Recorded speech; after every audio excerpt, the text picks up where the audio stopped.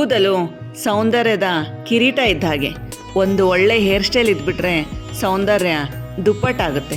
ಸೌಂದರ್ಯನ ದುಪ್ಪಟ್ಟುಗೊಳಿಸುವ hair style ಏನೋ ಮಾಡ್ಕೋಬಹುದು, ಆದರೆ ಕೆಲವೊಮ್ಮೆ ಹೇರ್ ಸ್ಟೈಲ್ ಸುಮಾರು ಹೊತ್ತು ನಿಲ್ಲದೆ ಸೌಂದರ್ಯನ ಹಾಳು ಮಾಡಿಬಿಡುತ್ತೆ. ಸುಂದರವಾಗಿ ಕಾಣಲು ಹೇರ್ ಸ್ಟೈಲ್ ಹಾಳಾಗದಂತೆ ತಡೆಯಲು ಆ ಸ್ಪ್ರೇ, ಈ ಸ್ಪ್ರೇ, ಆ ಜೆಲ್, ಈ ಜೆಲ್ ಅಂತ ಕೆಮಿಕಲ್ ಯುಕ್ತ 108 ಪ್ರಾಡಕ್ಟ್ಸ್ಗಳನ್ನು ಬಳಸಿ ಹೇರ್ ಸ್ಟೈಲ್ ಹಾಳಾಗದಂತೆ ಏನೋ ತಡಿತೀವಿ, ಆದರೆ ಹೇರ್ಸ್ನ ಕಳ್ಕೊಂಡ್ಬಿಡ್ತೀವಿ. ಕೂದಲೂ ಹಾಳಾಗಬಾರದು, ಹೇರ್ ಸ್ಟೈಲ್ ಕೂಡ ಹಾಳಾಗಬಾರದು, ಜೊತೆಗೆ ಕೂದಲಿನ ಆರೋಗ್ಯ ಕೂಡ ದುಪ್ಪಟ್ಟಾಗಬೇಕು. ಅಂತಹ ಒಂದು ಪರಿಹಾರನ ನಾನಿವತ್ತು ನಿಮಗೆ ಪರಿಚಯಿಸ್ತೀನಿ. ಆದರೆ ಅದಕ್ಕಿಂತ ಮೊದಲು ನೀವಿನ್ನೂ ಇಂದ್ರಧನುಷ್ಗೆ ಸಬ್ಸ್ಕ್ರೈಬ್ ಆಗದೇ ಇದ್ದರೆ ಸಬ್ಸ್ಕ್ರೈಬ್ ಆಗಿ ಬೆಲ್ ಐಕಾನ್ ಒತ್ತಿ. ಇವತ್ತು ನಾವು ಮನೆಯಲ್ಲಿಯೇ ಸುಲಭವಾಗಿ ಪೋಮೇಡ್ ಮಾಡೋಣ. ಏನಿದು ಪೋಮೇಡ್ ಅಂತ ಯೋಚಿಸ್ತಿದ್ದೀರಾ? ಅದಕ್ಕುತ್ತರ ಇವತ್ತಿನ ಈ ವಿಡಿಯೋದಲ್ಲಿದೆ. ಪೋಮೇಡ್ ಅಂದರೆ ಏನು, ಅದನ್ನು ಹೇಗೆ ತಯಾರಿಸೋದು, ಅದನ್ನು ಹೇಗೆ ಬಳಸೋದು, ಅದರ ಹಿಸ್ಟ್ರಿ ಏನು, ಅದರಿಂದ ಆಗುವ ಉಪಯೋಗ ಏನು ಅಂತ ನೋಡೋಣ. ಪೋಮೇಡ್ ಮಾಡೋಕ್ಕೆ ಬಳಸಿರೋ ಇಂಗ್ರೀಡಿಯೆಂಟ್ಸ್ಗಳ ಉಪಯೋಗನ ತಿಳಿತಾ ಪೋಮೇಡ್ನ ಹೇಗೆ ಮಾಡೋದು ಅಂತ ನೋಡೋಣ. ಆದ್ದರಿಂದ ಈ ವಿಡಿಯೋನ ಎಲ್ಲೂ ಸ್ಕಿಪ್ ಮಾಡದೆ ಪೂರ್ತಿಯಾಗಿ ನೋಡಿ, ಹಾಗೂ ಈ ವಿಡಿಯೋನ ನಿಮ್ಮ ಫ್ರೆಂಡ್ಸ್ ಮತ್ತು ಕುಟುಂಬದವರೊಂದಿಗೆ ಶೇರ್ ಮಾಡಿ. ಪೋಮೇಡ್ನ ನಾವು 3 ಸ್ಟೇಜ್ಗಳಲ್ಲಿ ಮಾಡೋಣ. ವಿಡಿಯೋನ ಸ್ಕ್ರೋಲ್ ಮಾಡಿ ಯಾವ್ಯಾವ ಸ್ಟೇಜಲ್ಲಿ ಏನೇನು ಹಾಕೋದು ಅಂತ ಕನ್ಫ್ಯೂಸ್ ಆಗಬೇಡಿ. ಮೊದಲನೇ ಹಂತದಲ್ಲಿ ಒಂದು ಬೌಲ್ಗೆ 2 ಸ್ಪೂನು ಚಿಯಾ ಸೀಡ್ಸ್ ಹಾಕಿ. ಆಲ್ಫಾ ಲೆನೋಲೆನಿಕ್ ಆ್ಯಸಿಡ್, ಇದು ಚಿಯಾ ಸೀಡ್ಸ್ನಲ್ಲಿ ಅಧಿಕವಾಗಿದೆ. ಇದು ಕೂದಲಿನ ಬೇರಿಗೆ ಶಕ್ತಿ ನೀಡಿ ಕೂದಲು ಬೇಗ ಬೆಳೆಯಲು ಸಹಾಯ ಮಾಡುತ್ತೆ ಮತ್ತು ಕೂದಲು ತುಂಡಾಗೋದನ್ನು ಸಹ ತಡೆಯುತ್ತೆ. 2 ಸ್ಪೂನು ಅಗಸೆ ಹಾಕಿ. ಅಗಸೆಯಲ್ಲಿ ಒಮೆಗಾ 3 ಫ್ಯಾಟಿ ಆಸಿಡ್ಸ್ ಅಧಿಕವಾಗಿದೆ. ಇದು ಕೂದಲಿನ ತೇವಾಂಶ ಕಾಪಾಡಿ ಕೂದಲು ಸಿಲ್ಕಿ ಸ್ಮೂತ್ ಆಗಲು ಸಹಾಯ ಮಾಡುತ್ತೆ. ಅಗಸೆಯನ್ನು ಬಳಸೋದ್ರಿಂದ ಕನ್ನಡಿಯಂತಹ ಹೊಳಪಿನ ಕೂದಲನ್ನು ಪಡಿಬಹುದು. 2 ಸ್ಪೂನು ಮೆಂತ್ಯ ಹಾಕಿ. ಮೆಂತ್ಯ ಹಾರ್ಮೋನ್ ನಿಯಂತ್ರಿಸುವಂತಹ ಶಕ್ತಿ ಹೊಂದಿದೆ. ಇದರಿಂದ ನಮ್ಮ ದೇಹದಲ್ಲಾಗುವ ಹಾರ್ಮೋನ್ ವ್ಯತ್ಯಾಸನ ಬ್ಯಾಲೆನ್ಸ್ ಮಾಡಿ ಕೂದಲು ಉದುರೋದನ್ನು ತಡೆಯುತ್ತೆ. ಈಗ ಈ ಬೌಲ್ಗೆ ಒಂದು ಅರ್ಧ ಲೋಟ ನೀರು ಹಾಕಿ ಕಾಳುಗಳೆಲ್ಲ ನೀರಿನೊಂದಿಗೆ ಚೆನ್ನಾಗಿ ಮಿಕ್ಸ್ ಆಗೋ ತನಕ ಕೈ ಆಡಿಸಿ. ಮೆಂತ್ಯ ಕಾಳು ನೆತ್ತಿಯ ಬ್ಲಡ್ ಸರ್ಕ್ಯುಲೇಷನ್ನ ಇಂಪ್ರೂವ್ ಮಾಡಿ ಕೂದಲು ವೇಗವಾಗಿ ಬೆಳೆಯಲು ಸಹಾಯ ಮಾಡುತ್ತೆ. ಮೆಂತ್ಯ ಕಾಳನ್ನು ನಿಯಮಿತವಾಗಿ ಕೂದಲಿಗೆ ಬಳಸೋದ್ರಿಂದ ಕೂದಲು ಮಾಯಿಶ್ಚರ್ ಹೊಂದಿ ಗಂಟಿಲ್ಲದ ಸಾಫ್ಟ್ ಸಿಲ್ಕಿ ಕೂದಲನ್ನು ಪಡಿಬಹುದು. ಕೂದಲು ಬಿಳಿಯಾಗೋದು ಮತ್ತು ಕೂದಲು ಉದುರೋದನ್ನು ಅಗಸೆ ತಡೆಯುತ್ತೆ. ಹಾಕಿದ ಕಾಳುಗಳನ್ನ ನೀರಿನೊಂದಿಗೆ ಚೆನ್ನಾಗಿ ಮಿಕ್ಸ್ ಮಾಡಿ 2 ರಿಂದ 3 ತಾಸು ಇದನ್ನು ನೆನೆಯಲು ಬಿಡಿ. 3 ತಾಸಿನ ನಂತರ ನೋಡಿ, ಕಾಳು ಚೆನ್ನಾಗಿ ನೆಂದಿದೆ. ನೆಂದಿರೋ ಈ ಕಾಳು ಮತ್ತು ಬೀಜಗಳನ್ನು ಸೈಡಿಗಿಟ್ಟು ಪೋಮೇಡ್ ತಯಾರಿಕೆಯ 2ನೇ ಹಂತಕ್ಕೆ ರೆಡಿ ಮಾಡ್ಕೊಳ್ಳೋಣ. ಒಂದು ಪಾತ್ರೆಗೆ ಸುಮಾರು 12 ಸ್ಪೂನ್ನಷ್ಟು ಶುದ್ಧವಾದ ಕೊಬ್ಬರಿ ಎಣ್ಣೆ ಹಾಕ್ತಿದ್ದೀನಿ. ಕೂದಲಿನ ಮೇಲೆ ನಾನಾ ರೀತಿಯ ಪ್ರಯೋಗ ಮಾಡೋದ್ರಿಂದ ಕೂದಲು ಬೇಗ ಹಾಳಾಗುತ್ತೆ. ಕೊಬ್ಬರಿ ಎಣ್ಣೆಯಲ್ಲಿ ಲ್ಯಾರಿಕ್ ಆ್ಯಸಿಡ್ ಇದೆ. ಇದು ಕೂದಲಿಂದ ಬೇಗ ಹೀರಲ್ಪಡುತ್ತೆ. ಕೊಬ್ಬರಿ ಎಣ್ಣೆನ ಬಳಸೋದ್ರಿಂದ ಸ್ಪ್ಲಿಟ್ ಎಂಡ್ಸು, ಒಣ ಕೂದಲು, ಹೊಟ್ಟಿನ ಸಮಸ್ಯೆನ ಹೋಗ್ಲಾಡಿಸಿ ಗಂಟಿಲ್ಲದ ಹೊಳಪಿನ ಆರೋಗ್ಯಭರಿತ ಕೂದಲನ್ನು ಪಡಿಬಹುದು. ಸುಮಾರು 6 ಸ್ಪೂನಿನಷ್ಟು ಹರಳೆಣ್ಣೆ ಹಾಕ್ತಿದ್ದೀನಿ. ಹರಳೆಣ್ಣೆ ಆಂಟಿಫಂಗಲ್ ಮತ್ತು ಆಂಟಿ ಮೈಕ್ರೋಬಿಯಲ್ ಗುಣ ಹೊಂದಿದೆ. ಹರಳೆಣ್ಣೆ ನೆತ್ತಿಯನ್ನು ಮಾಯಿಶ್ಚರೈಸ್ ಮಾಡುತ್ತೆ. ಹರಳೆಣ್ಣೆಯಲ್ಲಿರುವ ಆಂಟಿ ಆಕ್ಸಿಡೆಂಟ್ಸ್ ಮತ್ತು ಒಮೆಗಾ 6 ಫ್ಯಾಟಿ ಆಸಿಡ್ಸ್ನಿಂದ ದಟ್ಟವಾದ ಕಪ್ಪನೆಯ ಕೇಶರಾಶಿನ ಸುಲಭವಾಗಿ ಪಡಿಬಹುದು. ಈಗ ಈ ಮಿಶ್ರಣನ ಸೈಡಿಗಿಟ್ಟು ಮೊದಲನೇ ಹಂತದಲ್ಲಿ ನೆನೆಸಿದಂತಹ ಕಾಳುಗಳನ್ನು ರುಬ್ಕೊಂಡಿದ್ದೀನಿ. ರುಬ್ಬಿದ ಈ ಪೇಸ್ಟ್ನ ಜಾಲರಿಯಿಂದ ಸೋಸ್ಕೊಳ್ಳೋಣ. ಪೋಮೇಡ್ ಏನು ಇವತ್ತು ನೆನೆಯೋದಲ್ಲ, ಸುಮಾರು 18-19ನೇ ಶತಮಾನದಲ್ಲೇ ಹೇರ್ ಕೇರ್ ಮತ್ತು ಹೇರ್ ಸ್ಟೈಲ್ಗೆ ಅಂತ ಬಳಸ್ತಿದ್ರು. ಆದರೆ ಕಾಲಕ್ರಮೇಣ ಓಪನ್ ಹೇರ್ ಬಿಡೋದು ಫ್ಯಾಷನ್ ಆಯಿತು. ಜೊತೆಗೆ ಜೆಲ್ಗಳು, ಸ್ಪ್ರೇಗಳು ಮಾರ್ಕೆಟಿಗೆ ಬಂದವು. ಜೆಲ್ ಮತ್ತು ಸ್ಪ್ರೇಗಳು ಕೂದಲನ್ನು ಸ್ಟಿಫ್ ಮಾಡುತ್ತೆ ಮತ್ತು ಕೂದಲಿನ ಮೇಲೆ ಬಿಳಿ ಬಿಳಿ ಪದರ ಮಾಡಿ ಅಸಹ್ಯ ಎನಿಸುವಂತೆ ಕಾಣುತ್ತೆ. ಹೀಗಾಗಿ ಕೆಲವರಿಗೆ ಸ್ಪ್ರೇ ಮತ್ತು ಜೆಲ್ಗಳು ಕೂಡ ಕಿರಿಕಿರಿ ಅನ್ನಿಸ್ತವೆ. ಇಂಥದೇ ಕೆಲವು ಕಾರಣದಿಂದ ಪೋಮೇಡ್ ಮರುಹುಟ್ಟು ಪಡೆದಿದೆ. ತುಂಬ ಸ್ಮೂತ್ ಆಗಿರುವಂತಹ ಪೇಸ್ಟ್ ಸಿಕ್ಕಿದೆ ನೋಡಿ. ಪೋಮೇಡ್ನ ಬಳಸೋದ್ರಿಂದ ಕೂದಲಿಗೆ ಸ್ಮೂತ್ ಟೆಕ್ಸ್ಚರ್ ಬರುತ್ತೆ.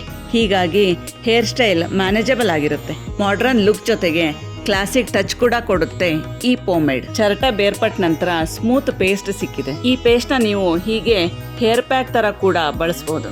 ಈಗ 2ನೇ ಹಂತದಲ್ಲಿ ಮಿಕ್ಸ್ ಮಾಡಿದ ಆಯಿಲ್ ಬೇಸ್ ತಗೊಳ್ಳೋಣ. ಈ ಆಯಿಲ್ ಬೇಸ್ಗೆ ರುಬ್ಬಿದ ಪೇಸ್ಟ್ ಹಾಕಿ ಚೆನ್ನಾಗಿ ಮಿಕ್ಸ್ ಮಾಡ್ಕೊಳ್ಳಿ. ನಾವಿಲ್ಲಿ ಮಾಡ್ತಿರೋ ಈ ಪೋಮೇಡ್ ಕೇವಲ ಹೇರ್ ಸ್ಟೈಲಿಂಗ್ ಅಷ್ಟೇ ಅಲ್ಲದೆ ದಟ್ಟವಾದ ಆರೋಗ್ಯಭರಿತ ಕೂದಲು ಪಡೆಯೋಕೆ ಸಹ ಸಹಾಯ ಮಾಡುತ್ತೆ. ಆಯಿಲ್ ಬೇಸು ಮತ್ತು ವಾಟರ್ ಬೇಸು ಆಗಿರೋದ್ರಿಂದ ಮಿಕ್ಸ್ ಆಗೋದಕ್ಕೆ ಸ್ವಲ್ಪ ಟೈಮ್ ತಗೊಳುತ್ತೆ. ಮೊದಲನೇ ಹಂತದಲ್ಲಿ ತಗೊಂಡಿದ್ದ ವಾಟರ್ ಬೇಸ್ನ ಎರಡನೇ ಹಂತದಲ್ಲಿ ತಗೊಂಡಿದ್ದ ಆಯಿಲ್ ಜೊತೆಗೆ ಮಿಕ್ಸ್ ಮಾಡಿ ಸಣ್ಣ ಉರಿಯಲ್ಲಿ ಕುದಿಯೋಕ್ಕಿಟ್ಟು ಇದಕ್ಕೆ ಇನ್ನೂ ಕೆಲವು ಪದಾರ್ಥಗಳನ್ನು ಹಾಕೋಣ. 2 ಸ್ಪೂನು ಅಲೋವೆರಾ ಪೌಡ್ರ್ ಹಾಕ್ತಾ ಇದ್ದೀನಿ. ಅಲೋವೆರಾದಲ್ಲಿ vitamin A, vitamin C, vitamin E ಹೆಚ್ಚಿಗೆ ಇರೋದ್ರಿಂದ ಕೂದಲಿನ ಆರೋಗ್ಯ ಸುಧಾರಿಸಿ ಕೂದಲಿನಲ್ಲಿ ಹೊಳಪು ಹೆಚ್ಚಾಗುತ್ತೆ.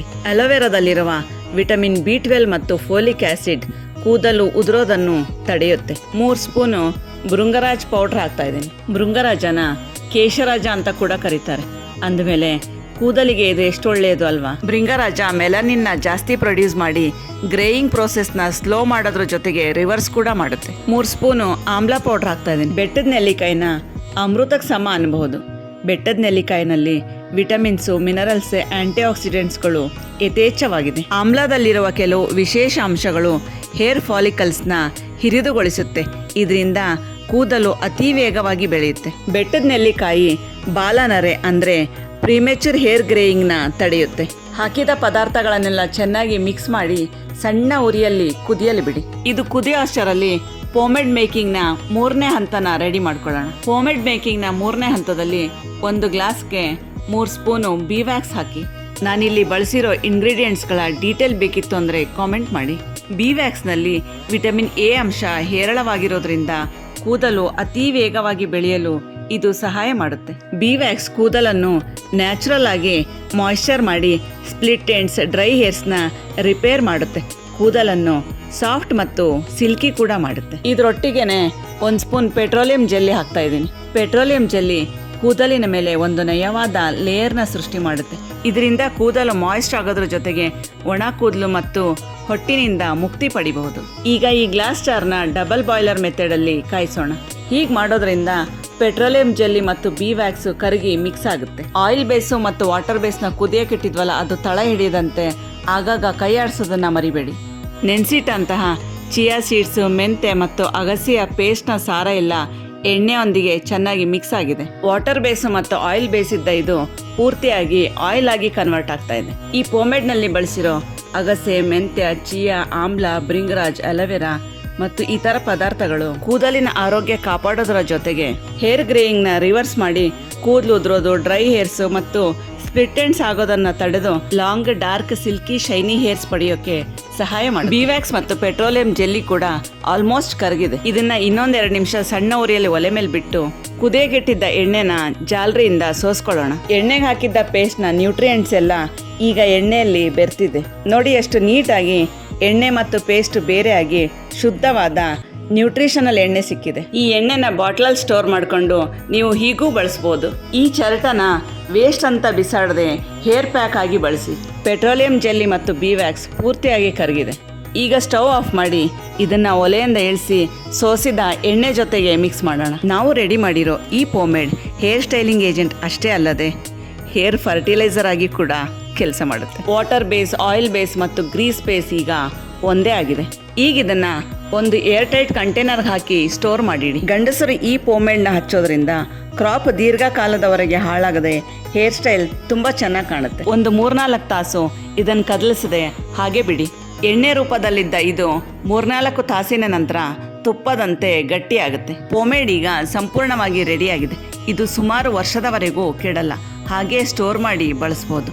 ಕ್ಯಾರಿ ಮಾಡೋಕ್ಕೆ ಕೂಡ ತುಂಬ ಸುಲಭ. ಇದನ್ನು ನೀವು ಒಮ್ಮೆ ಮನೆಯಲ್ಲಿ ಮಾಡಿ ನೋಡಿ ಮತ್ತು ಬಹು ಸುಲಭವಾಗಿ long, strong, silky, smooth, healthy ಮತ್ತು ಹ್ಯಾಸಲ್ ಫ್ರೀ ಕೂದಲನ್ನು ಪಡೆಯಿರಿ.